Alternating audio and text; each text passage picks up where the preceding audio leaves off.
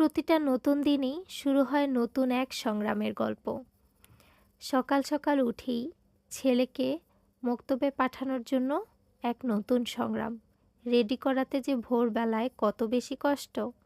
তা আসসালামু আলাইকুম, হ্যালো বন্ধুরা, কেমন আছো তোমরা সবাই? আশা করছি সবাই অনেক বেশি ভালো আছো এবং সুস্থ আছো। আলহামদুলিল্লাহ, তোমাদের দোয়া এবং ভালোবাসায় আমিও অনেক বেশি ভালো আছি এবং সুস্থ আছি। শুরু করেছি প্রতিদিনের মতো ব্যস্ত আরেকটি দিনের গল্প। আশা করছি তোমরা সবাই আমার সাথে থাকবে, আমাকে একটু সাপোর্ট করবে। তোমাদের সাপোর্ট আর ভালোবাসা এই প্ল্যাটফর্মে অনেক বেশি প্রয়োজন।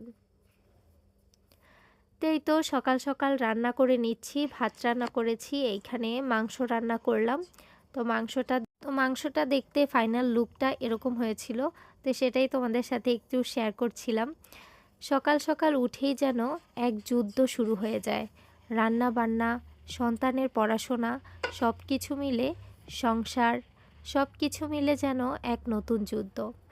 এইখানে ভাসুরের জন্য ভাত বেড়ে দিচ্ছিলাম, যেহেতু তোমরা অনেকেই হয়তো বা আমার আগের ভিডিও দেখলেই বুঝতে পারবা যে আমার যা বাসায় নেই, বেড়াতে গিয়েছে ঢাকায়। তো আমার ভাসুরকে খাবার দিচ্ছিলাম, স্কুলে চলে যাবে, তো তার জন্য আমি তাড়াহুড়া করে খাবারটা দিয়ে দিচ্ছি। খাবার খেয়ে তারপর আমার ভাসুর স্কুলে যাবে। তো এই তো ওনাকে গুছিয়ে দিচ্ছি। আর আজকে কি কি রান্না করলাম সেটাই শেয়ার করছি। ভাত রান্না করেছি, মাংস রান্না করেছি আলু দিয়ে, আর এখানে পাতলা ডাল রান্না করেছি। আজকে এই পর্যন্তই রান্না করলাম। তো এই তো ছেলের জন্য খাবার বেড়ে নিয়েছি, খাইয়ে এখন চলে আসলাম উঠোনে বাকি কাজগুলো করে নিতে।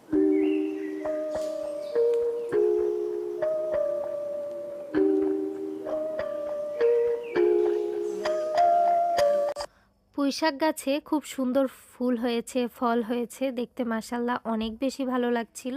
তো সেটাই তোমাদের সাথে একটু দেখিয়ে দিচ্ছি।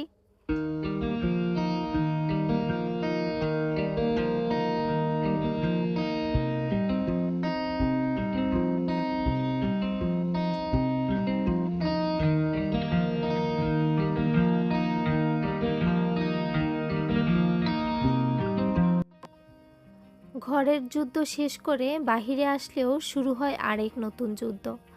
ঘরের কাজ শেষ করে যখন বাহিরে আসি, দেখি আরও অনেক কাজ পড়ে আছে। কোত্থেকে যে এত কাজ এসে জমা হয় নিজেও বুঝতে পারি না।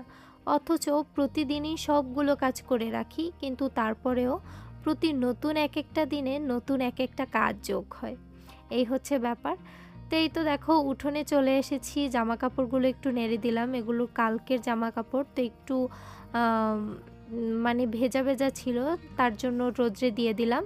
আর এইখানে আমি তেজপাতাটা একটু রোদ্রে দিয়েছি। তেজপাতাটা এখনও শুকায়নি, বেশ কয়েকদিন ধরে আমার রোদ্রে দিতে হয়েছে। আজ রোদ্রে দিলে আর দেওয়া লাগবে না।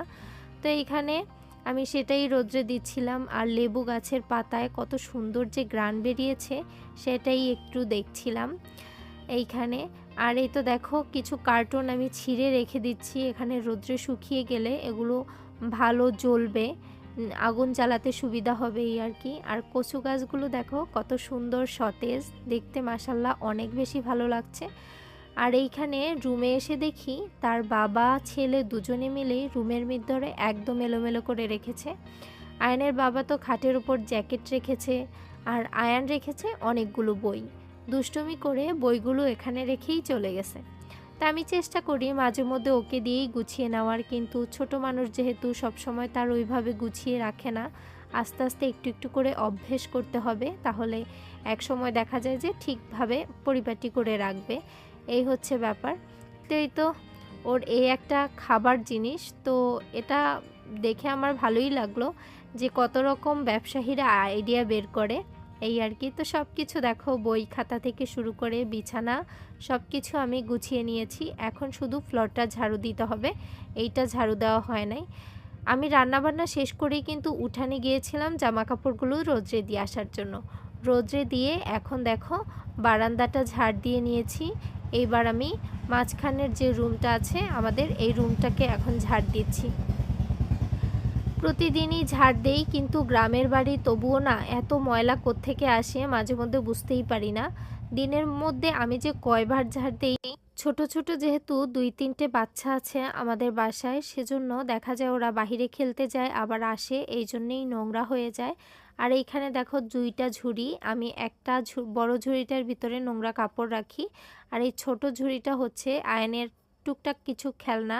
বাকি খেলনাগুলো ওর অন্য একটা ব্যাগে করে রেখে দেই। আর যেই খেলনাগুলো ও সবসময় ব্যবহার করে, যেগুলো ও একটু বেশি পছন্দ করে, যেগুলো নিয়ে একটু বেশি খেলে, সেইগুলো আমি এই ঝুড়িটাতে রেখেছি। এইখান থেকে নিয়ে নিয়ে ও খেলে। তাহলে হয় কি, খুব একটা এলোমেলোও হয় না, তা না হলে এদিক সেদিক সব জায়গায় শুধু খেলনা ছড়ানো ছিটানো থাকে, এই হচ্ছে ব্যাপার। তো এই তো আমি এখন রুমটাকে ভালোভাবে গুছিয়ে পরিষ্কার করে নিচ্ছি, আর সামনেটাও ঝাড়ু দিতে হবে।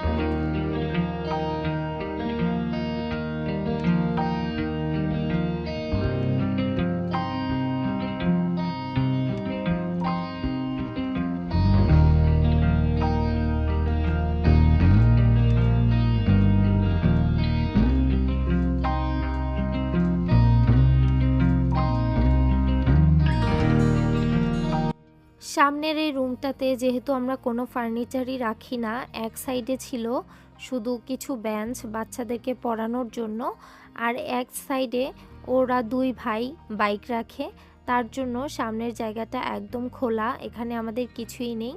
আর আমার ছেলে এখানে মুরগির জন্য খুবই বিরক্ত, কারণ মুরগিকেও প্রচণ্ড পরিমাণে ভয় পায়। তো এখানে দেখো ব্যাট খেলতে নিয়েছে, বারবার ওর সামনে মুরগি চলে আসে, সেজন্যই বারবার বকবক করছিল যে আমার ভালোই লাগে না, মুরগি কেন বারবার চলে আসে, আমি খেলতে পারি না। তো সেটা নিয়েই কথা হচ্ছিল। তো এই তো মোটামুটি অনেকগুলো কাজ করেছি, কাজ শেষ করে এখন বাজে প্রায় 12:30টার মতো।